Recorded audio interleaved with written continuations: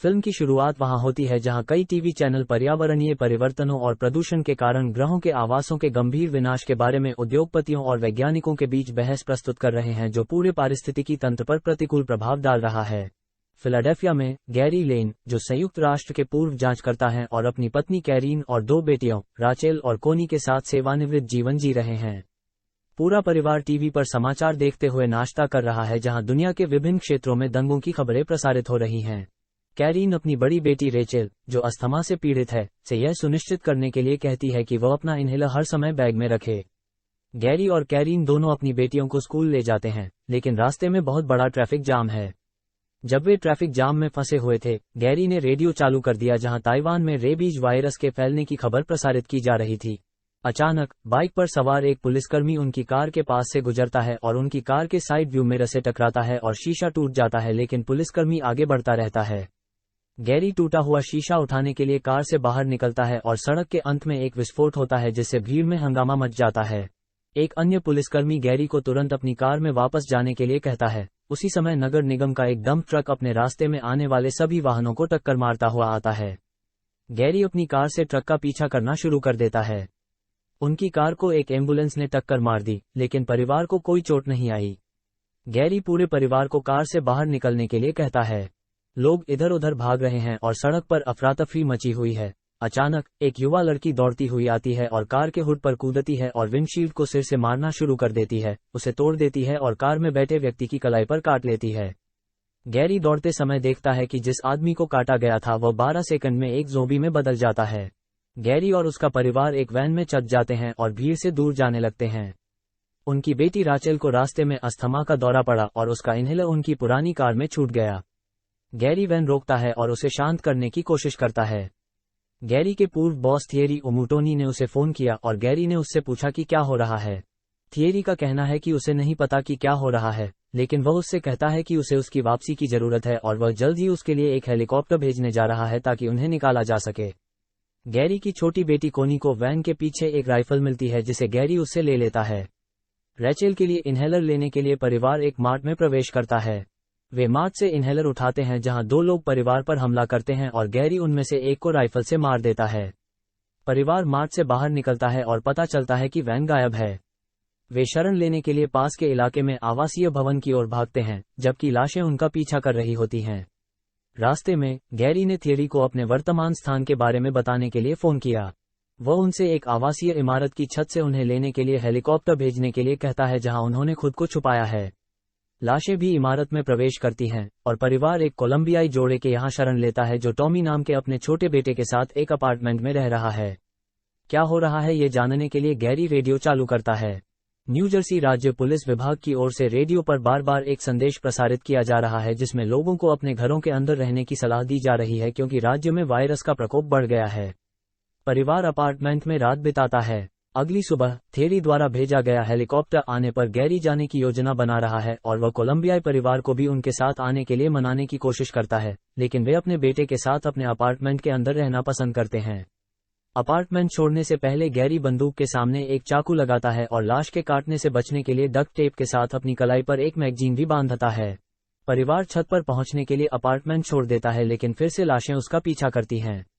वे छत की ओर बढ़ते हैं जबकि गैरी उन ज़ोंबी से लड़ता रहता है जो लगातार उनका पीछा कर रहे हैं और एक ज़ोंबी द्वारा हमला किए जाने पर एक ज़ोंबी से खून उसके मुंह पर गिरता है।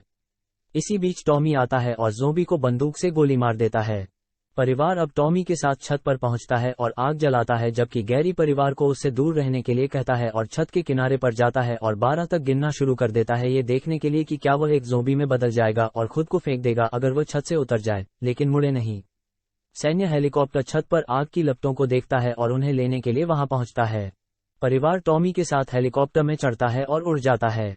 उन्हें US command ship USS August में ले जाया जाता है और परिवार को आराम करने के लिए जहाज में एक केबिन दिया जाता है। यहाँ थियरी गैरी से मिलता है और उसे बताता है कि राष्ट्रपति की मृत्यु हो गई है जबकि वीपी और अधिकांश शीर्ष सैन्य अधिकारी लापता हैं और यह पूरी दुनिया में हो रहा है। वैश्विक बुनियादी ढांचा ढह गया है और बुनियादी मानवीय जरूरतें पूरी नहीं हो रही हैं। वह गैरी को हार्वर्ड यूनिवर्सिटी के वायरोलॉजिस्ट डॉक्टर एंड्रू फास्बेक से भी मिलवाते हैं, जो लोगों के एक समूह को समझा रहे हैं कि ये ज़ॉम्बी नहीं है, बल्कि एक वायरस के कारण लोगों के साथ ऐसा हो रहा है, और एक बार जब उन्हें वायरस की प्रकृति का पता चल जाता है, वे इसके प्रसार को नियंत्रित करने के लिए एक टीका विकसित करने में सक्षम होंगे। थियरी ने गैरी को ये भी बताया कि घटना की पहली खबर दक्षिण कोरिया में दी गई थी, इसलिए वे टीका विकसित करने के लिए वायरस की उत्पत्ति और प्रकृति का पता लगाने के लिए एक टीम के साथ डॉक्टर फॉस्बेक को वहां भेजने की योजना बना रहे हैं। यूएसएस ऑगस्ट का कमांडर भी आता है और गैरी से कहता है कि उसे उस टीम के साथ जाना होगा जो डॉक्टर एंड्रू के साथ जा रही है, अन्यथा उसे और उसके परिवार को जहाज से हटा दिया जाएगा, और गैरी अनिच्छा से कार्यभार स्वीकार करता है। गैरी ने कैरीन को इसके बारे में सूचित किया और डॉक्टर फास्बेक और सील्स की टीम के साथ C-130 विमान पर रवाना होने से पहले उनके परिवार से मुलाकात की। उसे और कैरीन को एक दूसरे के संपर्क में रहने के लिए एक सैटेलाइट फोन दिया गया है। गैरी और टीम अंततः दक्षिण कोरिया के कैंप हमफ्रीज पहुंचे जहां भारी बारिश हो रही थी। विमान उतरता है, लेकिन जैसे ही टीम विमान से बाहर आती है, उन पर ज़ोंबी हमला कर देते हैं और डॉक्टर फैसबैक डर के मारे वापस विमान की ओर भागते हैं, लेकिन विमान की फिसलन भरी सतह के कारण उनका सिर फर्श पर टकरा जाता है और उनकी तुरंत मृत्यु हो जाती है। बेस से नौसैनिकों की टीम उन्हें बचाने के लिए बाहर आती है और कैंप के अंदर ले जाती है। बेस पर मौजूद नौसैनिकों ने गैरी को बताया कि लाशें शोर की ओर आकर्षित हो रही हैं। उन्होंने उसे ये भी बताया कि पहला व्यक्ति जिसमें यह वायरस था वो एक सैनिक था जिसे मैदान में किसी चीज ने काट लिया था और बेस के डॉक्टर ने उसकी जांच की थी। सिपाही ने डॉक्टर को काटा और फिर डॉक्टर ने बेस पर अपने मरीजों को काटना शुरू कर दिया, लेकिन उन्हें नहीं पता कि सिपाही सबसे पहले संक्रमित कैसे हुआ। गैरी बेस में एक कैदी से मिलता है जो उसे बताता है कि इजराइल को इस प्रकोप के फैलने से पहले ही इसके बारे में पता था और वे खुद को सुरक्षित करने के लिए लंबे समय से देश के चारों ओर एक दीवार बना रहे थे, और अगर वह वायरस की उत्पत्ति के बारे में जानना चाहता है, उसे तुरंत वहां जाना चाहिए। गैरी यह पता लगाने के लिए इजराइल जाने की योजना बना रहा है कि उन्हें इस बारे में पहले से कैसे पता था। शोर से बचने के लिए नौसैनिक साइकिल का उपयोग करके विमान में ईंधन भरने के लिए उसके साथ बाहर जाते हैं, लेकिन ज़ॉम्बी उन्हें देख लेते हैं और नौसैनिकों को मारना शुरू कर देते हैं। अंततः विमान में ईंधन भरा गया और गैरी इजराइल के लिए रवाना हो गया। गैरी अंततः इजराइल में अटारोट हवाई अड्डे पर पहुंचता है और मोसाद के एक उच्च पदस्थ अधिकारी जुर्गन वार्मब्रून के संदर्भ में उतरने की अनुमति के लिए नियंत्रण टॉवर से संपर्क करता है और उन्हें उतरने की अनुमति दी जाती है। फिर उसे एक महिला सील द्वारा वार्मब्रून तक ले जाया जाता है। गैरी वार्मब्रून से पूछता है कि उन्हें इस प्रकोप के बारे में पहले से कैसे पता चला, और वह गैरी को बताता है कि उन्होंने एक भारतीय जनरल के संचार को रोक दिया था, जहां उन्होंने उल्लेख किया था कि वे राक्षसों से लड़ रहे थे, जिसका अर्थ है मरे हुए। गैरी इसे पचाने में असमर्थ है, सिर्फ एक संचार अवरोधन के आधार पर। इजराइल ने एक विशाल दीवार का निर्माण शुरू कर दिया, लेकिन वार्मब्रून ने उसे समझाया कि अतीत में इजराइल पर हुए अत्याचारों के कारण इजराइल की सरकार ने 10 लोगों का एक समूह बनाने का फैसला किया है जो देश के लिए किसी भी खतरे का विश्लेषण करेगा, और यदि 10 में से 9 सहमत होंगे किसी बात पर, 10वें आदमी का ये कर्तव्य होगा कि वह बाकियों से असहमत हो और मामले की स्वयं जांच करे। इस मामले में वह 10वां आदमी था, और उसने इस धारणा के आधार पर चीजों को खोदना शुरू कर दिया कि लाश के बारे में खबर सच है, और ऐसा ही हुआ। लेकिन वार्मब्रून भी उसे वायरस की उत्पत्ति या स्रोत के बारे में कोई सुराग देने में असमर्थ था। लाउडस्पीकर के शोर से आकर्षित होकर लाशें दीवार पर चढ़ना शुरू कर देती हैं और अंत में शीर्ष पर पहुंचकर शहर में प्रवेश करती हैं। शहर में दहशत फैल जाती है और ज़ोंबी लोगों को काटना शुरू कर देते हैं। दौड़ते समय गैरी देखता है कि लाशों ने किसी बूढ़े आदमी और बीमार लड़के को नहीं काटा है, और वह उन्हें छुए बिना उनके पास से गुजर गया है, जो उसे आश्चर्यचकित करता है। गैरी और मादा सील एक जगह छिप जाते हैं, लेकिन मादा सील को एक ज़ोंबी ने काट लिया है। गैरी अपना ब्लेड लेती है और अपना हाथ काट देती है ताकि वायरस उसके मस्तिष्क में न फैल सके, और यह काम करता है। वे दोनों जाने के लिए हवाई अड्डे पर जाते हैं, लेकिन जिस विमान में गैरी आया था वह पहले ही उड़ान भरकर चला गया था। गैरी और सील यात्री विमान को रनवे पर रोकते हैं और कॉकपिट के माध्यम से सीढ़ी के माध्यम से उसमें चढ़ते हैं और विमान उड़ान भरता है। गैरी ने महिला सील से पूछा कि उसे संक्रमण से बचने के लिए घाव पर उचित पट्टी की जरूरत है, और वह ऐसा करना शुरू कर देती है। पट्टी करते समय वह सोचता रहता है कि लाशों ने बूढ़े आदमी और बीमार लड़के पर हमला क्यों नहीं किया। उन्होंने अनुमान लगाया कि कुछ ऐसा था जो ज़ोंबी को बीमार लोगों पर हमला करने से रोकता था। वो तुरंत कैरीन को सैटेलाइट फोन पर कॉल करता है और उसे थियरी को फोन लाने के लिए कहता है। वो थियरी से विमान को विश्व स्वास्थ्य संगठन की अनुसंधान सुविधा की ओर मोड़ने के लिए पायलट से बात करने के लिए कहता है। थियरी पायलट से बात करता है और वो विमान को सुविधा की ओर मोड़ देता है। विमान में एक पिल्ला भौंकता रहता है, जिससे गैरी को संदेह हो जाता है और वह विमान के पिछले केबिन में जांच करने के लिए पीछे चला जाता है। जैसे ही वो पर्दा उठाता है, वह देखता है कि लाशें लोगों को मार रही हैं। वो तुरंत अन्य लोगों की मदद से सामान के साथ दरवाजे को बंद करना शुरू कर देता है और एक बैग दूसरी तरफ गिर जाता है जिससे शोर होता है जो ज़ोंबी को आकर्षित करता है और वे सामने वाले केबिन पर भी हमला कर देते हैं और मार डालते हैं। जैसे ही चीजें नियंत्रण से बाहर हो जाती हैं, गैरी लेडी सील से एक हथगोला लेता है और उसे विमान के किनारे पर फेंक देता है जो उड़ जाता है और विमान में एक बड़ा छेद बना देता है जिससे सभी लाशें बाहर निकल जाती हैं और वे इंजन में चले जाते हैं। विमान के कारण उसमें आग लग गई। विमान एक खेत में दुर्घटनाग्रस्त हो जाता है और सब कुछ खाली हो जाता है। कुछ देर बाद गैरी को होश आया और वह सीट बेल्ट के सहारे विमान की सीट पर लटका हुआ है और विमान का एक धातु वाला हिस्सा उसके पेट में घुस गया है। वो खुद को सीट से छुड़ा लेता है और जमीन पर गिर जाता है।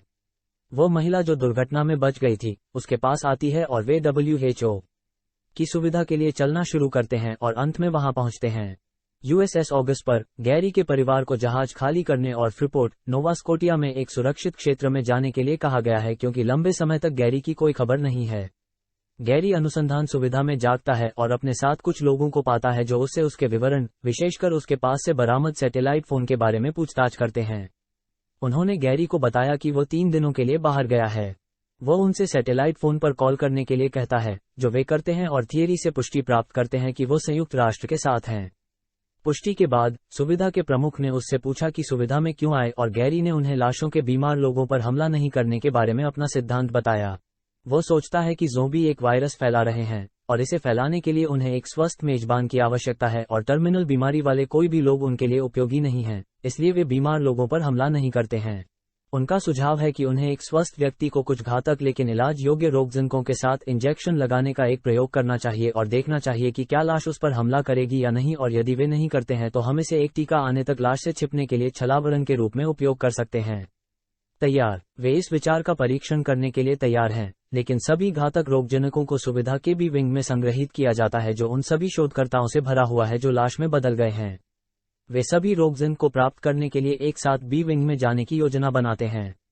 गैरी, सील और सुविधा प्रमुख हवा के अंदर चले जाते हैं जबकि अन्य लोग मुख्य द्वार पर पहरा देते हैं। बी विंग के माध्यम से घुसना और किसी भी शोर से बचने के लिए प्रयोगशाला में जाना जारी रखें जहां रोगजनकों को रखा जाता है, लेकिन सुविधा प्रमुख द्वारा पकड़ी गई छड़ी एक लॉकर से टकराती है और शोर तुरंत लाशों को आकर्षित करता है जो उन्हें ढूंढते हैं और उनका पीछा करना शुरू कर देते हैं। सील और फैसिलिटी हेड खुद को बचाने के लिए विंग के बाहर भागना शुरू कर देते हैं जबकि गैरी सीढ़ी की रीलिंग से लोहे की छड़ को मारकर लाश का ध्यान भटकाता है।